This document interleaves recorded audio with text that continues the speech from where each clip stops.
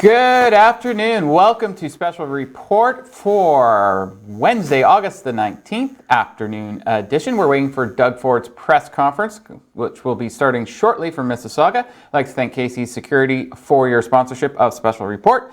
Doug Ford today will be joined by Carolyn Mulrooney. She's the Minister of Transportation. Also, Kinga Surma was the Associate Minister of Transportation for the GTA, and also Bonnie Crombie. And they are there. We're going over to Ford now.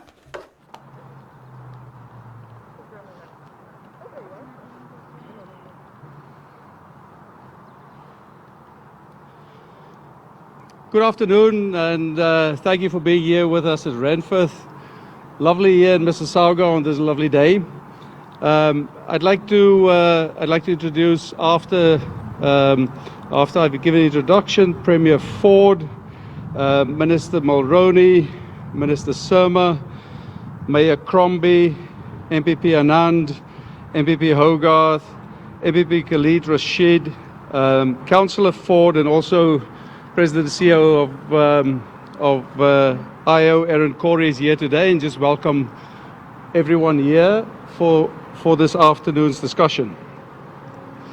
When the Premier announced the subway expansion a year ago, this particular project, Eglinton Crosstown West Extension, was the least developed and required the most work.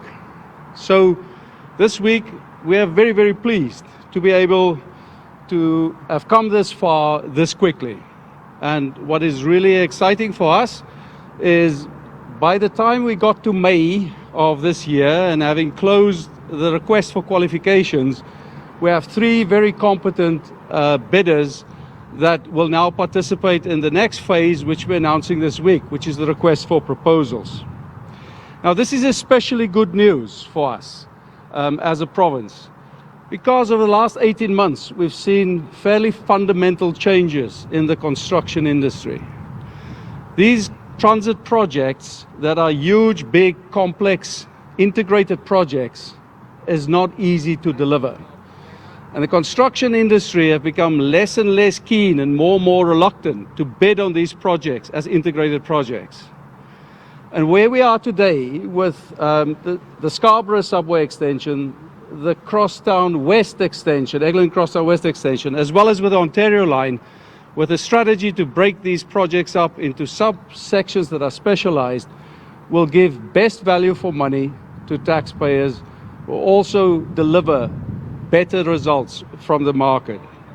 And what I particularly like about the Eglinton Crosstown West Extension is how it connects the communities and how it connects the region. Look, particularly Mississauga My Way, a crucial connection. And here at Renforth, where we have TTC Go as well as My Way buses. Similarly, a great multimodal hub at Mount Dennis, also for bus services from these three operators. And then at Mount Dennis, the connection with Up Express as well as with the Kitchener Go line. This is a fantastic project. Please, I'll hand over to Premier Ford. Well, thank you so much, Phil, and well, good afternoon, everyone. It's great to be back in the beautiful city of Mississauga today with our outstanding team, Minister Mulrooney, Minister Surma, MPPs Deepak Anand, Christine Hogarth, and Khalid Rashid. It's also great to be here with Mayor Crombie, Councillor Ford, and Deputy Mayor Holliday. They've been absolute champions for these projects right from the get-go. Thank you, Phil, and the entire Metrolinx team, Michael Lindsay and his team at Infrastructure Ontario, and Pat Novell and his team at the Greater Toronto Airport Authority for all your incredible work. Together, we're getting shovels in the ground on critical projects across Ontario, whether it's new long-term care homes for seniors or the expansion of Thomas Street Middle School. We're investing in this region. And today, we're here to take another critical step as we work to deliver subways to the people of Etobicoke and Mississauga. Because the people of Mississauga and Etobicoke deserve rapid underground transit. They deserve a reliable transit system that gets them to work on time and home to their families sooner. And we aren't going to close down Eglinton Avenue, one of the busiest streets in Toronto. We're going to dig, we're going to tunnel, we're going to put that line underground where it belongs. And we're working with the GTAA on a planned connection to Pearson Airport because it's good planning.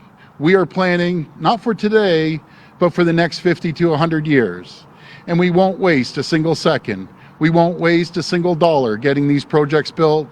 We're making a historic investment in the future of our transit system, an investment that will support our economic recovery. A $28.5 billion plan to build 4 new subway lines, the most ambitious transit project this country has ever seen. We're moving quickly, and with the support of our municipal partners, I have to thank Mayor Crombie for your support for this subway line to the airport. You and Mayor Tory have been incredible to work with, and I thank you.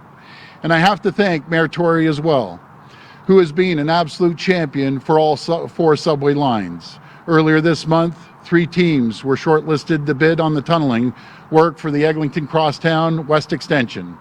3 highly qualified and experienced teams. And we are taking the next step forward, a critical step in the process. We are issuing the request for proposal. My friends, there's no going back. And as sure as I'm standing here today, we will build the Eglinton Crosstown West.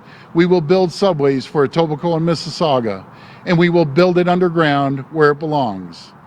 This subway project will support 4,600 jobs.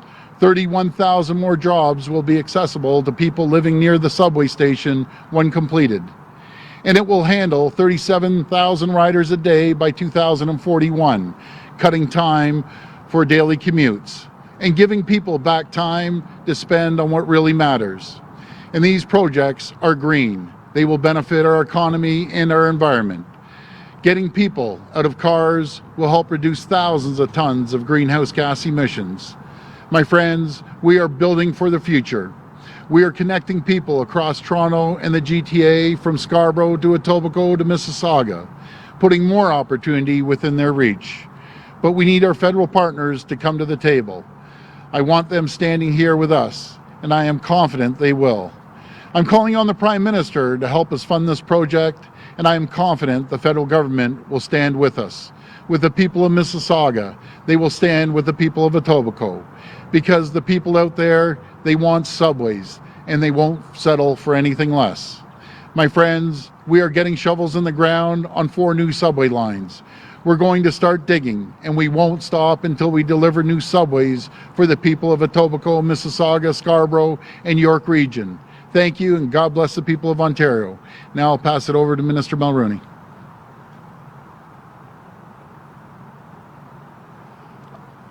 Thank you, Premier Ford.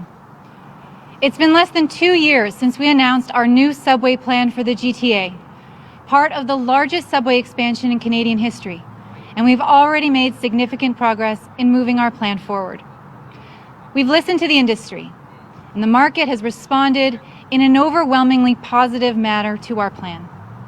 Our shortlist of bidders, 3 each for both our Scarborough and Eglinton projects, comprises a healthy mix of Canadian and international bidders. Today's announcement represents a significant milestone with the imminent release of tomorrow's request for proposal. We will ask shortlisted bidders to come up with plans for tunneling works for an approximately 6-kilometer section of the 9.2-kilometer extension, design and construction of launch and extraction shafts, tunnels, emergency exit buildings and stations, and supply tunnel boring machines for the project. L'annonce d'aujourd'hui représente une étape importante avec la publication imminente de la demande de proposition de demain. Nous demanderons aux soumissionnaires présélectionnés de proposer des plans pour des travaux de tunnels sur une section d'environ 6 km du prolongement de 9,6 km.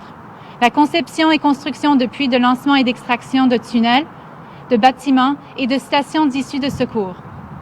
Fournir des foreuses de tunnels pour le projet. Une fois que nous aurons évalué ces propositions, nous prévoyons attribuer des contrats de tunnels au milieu de l'année 2021. Once we've evaluated these proposals, we expect to award tunneling contracts in mid-2021. Our investments in public transit infrastructure are essential for getting people back to work and improving people's quality of life throughout the GTA. As we invest billions in building transit, these projects will kickstart our economy as we recover from COVID-19 and generate meaningful employment opportunities. We're ready to work with leaders in the private sector and all government levels to deliver our 4 priority transit projects. We've signed landmark agreements with both the City of Toronto and the Regional Municipality of York. Combined with our excellent working relationship with the City of Mississauga, these arrangements with our key municipal partners will ensure that we continue to collaborate successfully. Together, we will build Premier Ford's historic vision for transit expansion and lead Ontario's economy back to prosperity. It remains essential that we get these projects built quickly. We recently passed the Building Transit Faster Act to expedite the planning, design, and construction of our 4 priority transit projects. This common sense legislation will streamline project delivery to get these lines built as quickly and cost effectively as possible. We cannot afford to wait any longer. This Eglinton Crosstown West extension will offer communities across Etobicoke and nearby Mississauga access to modern, reliable, and sustainable rapid transit. We are making smart, long-term transit investments to address congestion and give the people of the GTA more options to get where they need to be. Le prolongement de l'Eglinton Crosstown West offrira aux communautés d'Etobicoke et des communautés voisines à Mississauga un accès à un service de transport en commun rapide, moderne, fiable et durable. Nous investissons de façon intelligente, pour le long terme, avec les transports en commun afin de réduire la congestion et d'offrir plus d'options aux habitants de la grande région de Toronto pour se rendre à leur destination. Thank you, merci, and with that I'll turn it over to my friend and colleague, Minister Surma.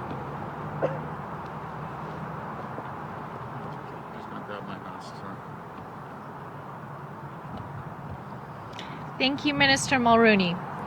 Minister Mulrooney has shown exceptional leadership during the negotiations with the City of Toronto, York Region, and the City of Mississauga. And on a personal note, I want to thank her for her mentorship. Our government has always been clear that improving public transit is a top priority. We are ending the culture of delay by taking action that will get shovels in the ground sooner. This is excellent news for Etobicoke, Mississauga, and the rest of the GTA. This request for proposals release will be the latest milestone in our historic transit expansion plan. The Eglinton Crosstown West extension will run approximately 9.2 kilometers from the future Mount Dennis Station on the Eglinton Crosstown LRT to Renforth Drive. It will operate mainly underground, reducing travel times and improving access to jobs, schools, and other destinations throughout the GTA. The province is also committed to establishing connectivity to Pearson International Airport. We're working closely with the Greater Toronto Airport Authority to explore a planned connection to the airport, opening up even more travel possibilities for airport customers and workers. This partnership represents a $40 million investment to improve rapid transit access to Canada's largest airport. Along with our other 3 GTA priority transit projects, the Eglinton Crosstown West extension will provide much-needed relief to commuters by cutting travel times and easing congestion on our roadways. It will connect to future GO and UP Express stations, TTC bus routes, and of course, the Mississauga Transitway. We continue to invite Ottawa to join us at the table and fund at least 40% of these nationally significant subway projects. In the past, we've accomplished great things with our federal partners, and we continue to call on them to support our historic plans for transit expansion in the GTA. We know that Etobicoke needs reliable transit. The best way to remove traffic and congestion is by building a truly regional transportation system. Past governments have talked about a rapid transit project along Eglinton for decades, and we have only seen inaction. But under our government, it's happening. As a longtime resident of Etobicoke, I am proud to be part of a government that is making significant progress in this historic project by getting shovels in the ground faster so that people can access better rapid transit sooner.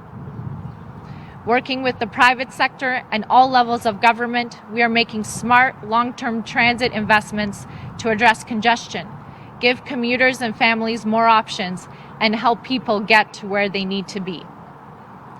Thank you. I'd like to welcome the Mayor of Mississauga, Bonnie Crombie.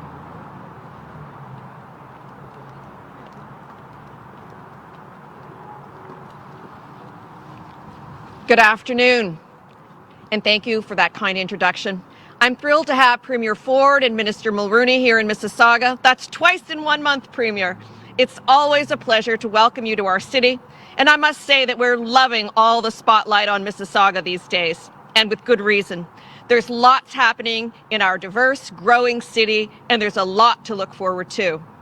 It's been an incredibly tough few months for the people of Mississauga, but we've turned a corner and we're focused on building back to better. I want to take the opportunity to thank Premier Ford, Prime Minister Trudeau for the $46 million that Mississauga was allocated through the first phase of the Safe Restart Agreement. It's important to give credit where credit is due, and Premier, as you'd say, you've been an absolute champion, a superstar for cities during this crisis, and I thank you. We all thank you. This funding will help us continue to deliver the essential services our residents and our businesses rely on every day while planning for the future. Equally as important in our efforts to get Mississauga back on track, we'll be building the transit we need to connect people to jobs and to prosperity. We're proud to be home to nearly 500,000 jobs and the second largest cluster of employment next to Toronto. People move across our city and our region daily. They want fast, reliable, and most importantly, seamless transit service. They want to get on transit and go, and we're making the investments needed to make that happen. Today, we are standing at the Renforth Station, the final stop eastbound on the Mississauga Transitway, our 18-kilometer rapid bus transit corridor that runs east to west along Highway 403. Since we first opened it 5 years ago, we've been able to tackle gridlock while experiencing an incredible growth in ridership with more than 5.2 million riders each year. But until today, the true potential for the station remained untapped. Today's announcement means Mississauga's newest east-to-west regional transit link will soon be complete and fully connected to Toronto and the wider GTA. This extension will allow for more frequent and rapid service to the airport corporate centre, an area in desperate need of greater connections. One day, Pearson Airport will be our Union Station West.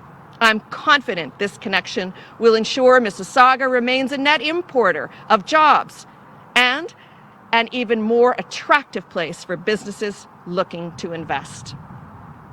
I want to thank the Premier and Minister Mulrooney for recognizing the importance of this project and for working to advance the underground tunneling work needed to make the extension a reality.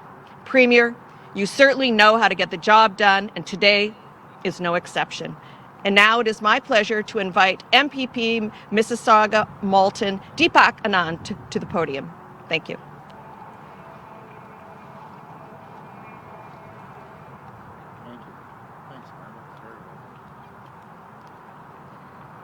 What a wonderful day. Thank you so much. Thanks, Madam Mayor. I completely agree with you. We can achieve a lot through teamwork and collaboration. During COVID-19, the province had witnessed a true champion, Premier Ford, who has worked hard, collaborating with stakeholders and all levels of government, and has delivered the results. So formally, I want to say thank you. Thank you, Mayor Crombie, for those inspiring words. And thank you, Premier Ford. Thank you, Minister Mulrooney. Thank you, Minister Surma, for taking time from your busy schedule today to make this exciting announcement. I would also like to recognize Phil Wester from Metrolinx for their attendance today. We can't thank you enough for being here. As the MPP for Mississauga Malton, I'm proud to represent the home of one of Canada's largest employment hubs. If there is any way to start charting a path to a strong economic recovery, it is right here in Mississauga. The Eglinton Crosstown West Extension and our 3 other priority subway projects will drive the creation of thousands of jobs across the GTA and make life easier for the people of Mississauga who rely on our transit system every day to get to the work on time and to get home to their loved ones sooner. It will cut commute times and allow riders to spend more quality time with their families. This is part of our largest subway expansion in Canadian history. And for a fastest growing city like Mississauga, it is indeed the need of the hour. On behalf of MPP Khalid Rashid, on behalf of MPP Christine Hogarth, who are here, and rest of the team, all 6 Mississauga MPPs are proud to represent of the people of this great city, and we are always here for you. We will continue to work with the government to champion this project and deliver the result for the people of Mississauga and Ontario. On behalf of our Mississauga team, I want to thank you for everyone for coming here, and let's start digging. Thank you so much. Okay, we'll go to the phone line for questions. First question comes from Haley Cooper from News Talk 1010. Please go ahead. Hi, Thank Haley. you. Hi, Premier. Hi. We were looking for an update on where things stand in retrofitting schools with the new HVAC systems. Are you guaranteeing that the systems will be installed in all schools that need them by the start of the school year? Well, we're going full steam ahead on that, Haley. We invested $50 million based on the advice of the unions, teachers' unions, and again, we're listening to the teachers' unions. I know the minister also sent out a notice that we will stagger the start for 2 weeks. Again, we are listening, and we're just getting making sure that we create the most safe environment for our teachers and our students. And I just want to add some of the doctors, and there's many of them that have signed off on our back to school plan. David McEwen, Dr. David McEwen, the former Chief Health Officer of Toronto. Dr. David Mowat, former Chief Medical Officer, Health for Ontario. Dr. Andrea Feller, the Associate Medical Officer of Health for Niagara. Dr. Charles Gardner, the Chief Medical Officer for Simcoe Muskoka. Dr. Chris Mackey, the Chief Medical Officer for London. Dr. Paul Ramilio Otis, the Medical Officer of Health of Eastern Ontario Health Unit. And Dr. Marlene Sprite, the Chief Medical Officer of Algoma, and obviously Dr. Williams and our whole health team, Minister Elliott and so on and so forth. I guess my point is, with all the advice we're getting from everyone and we're listening, they've approved our plan, and these are some of the best doctors in the country, and we're going to move forward with our plan, but we're always going to be flexible. We're always going to listen. So that's what we're going to do moving forward. follow up.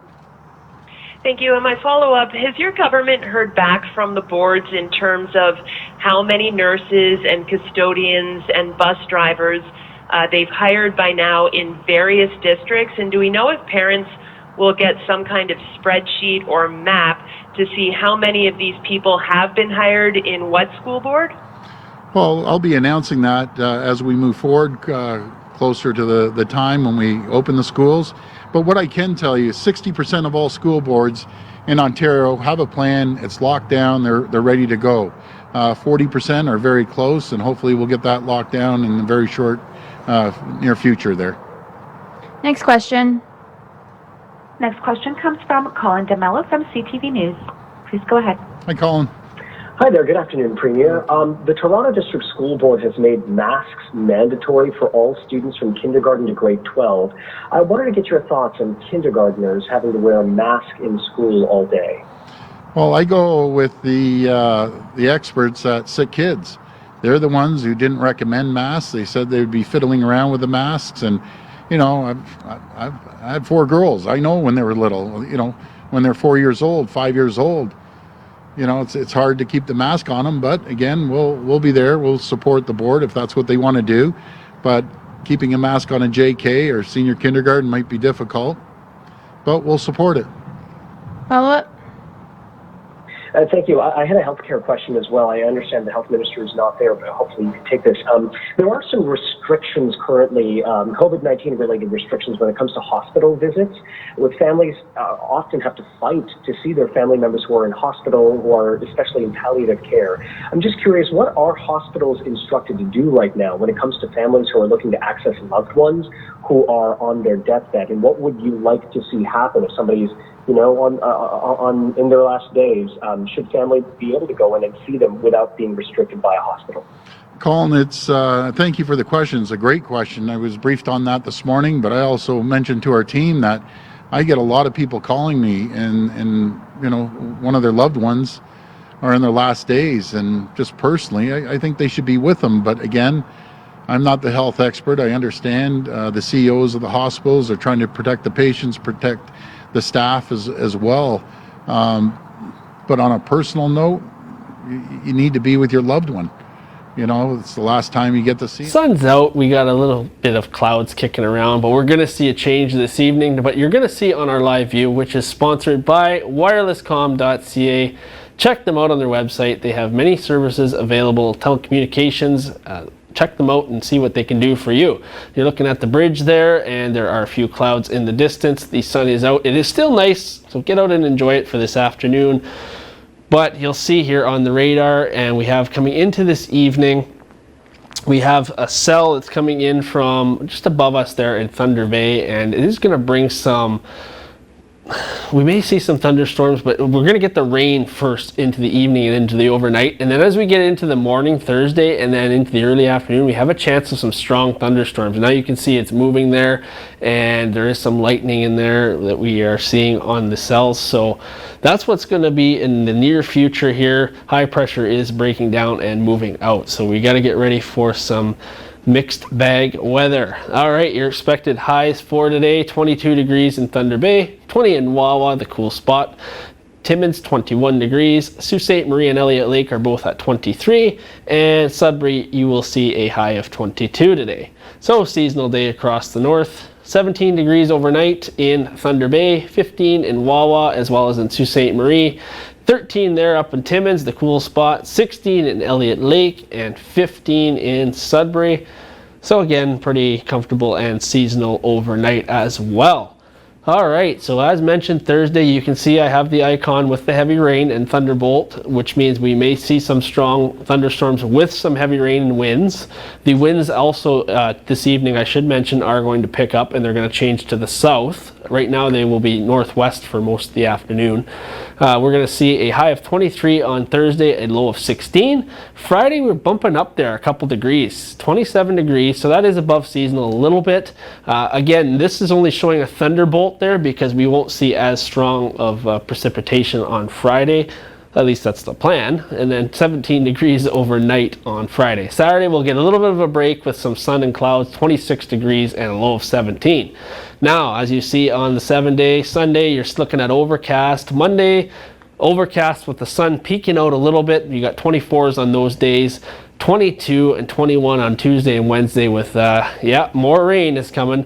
And then our overnight lows are between 15 and 17. So we got a bit of unstable weather coming up for the next while. Probably take us through the end of August, and then hopefully September will be good. I looked at the outlook, and it is supposed to be above seasonal for our region. So that's not meaning 35 degrees, but we may see some warm days in there for September.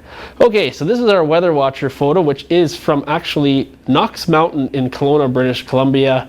This is a nice shot there. I lived in British Columbia for years. Didn't get to Kelowna though, so I'd like to check that out sometime. You can see the mountains in the distance there as well. If you want to send in your photos and videos, you send them into ontvweather@gmail.com. Include your name and location so I know where you're sending it from, and we get it up on the Weather Watcher segment. And going on that, you go to SiouxOnline.com and you go to the Stay Connected bar on the right. You can like our page on Facebook and follow us on Twitter, subscribe on YouTube. We're also on Instagram @OnTV channel. So we are everywhere there. You stay connected. And of course, all these stories and weather is there for you as well at SiouxOnline.com.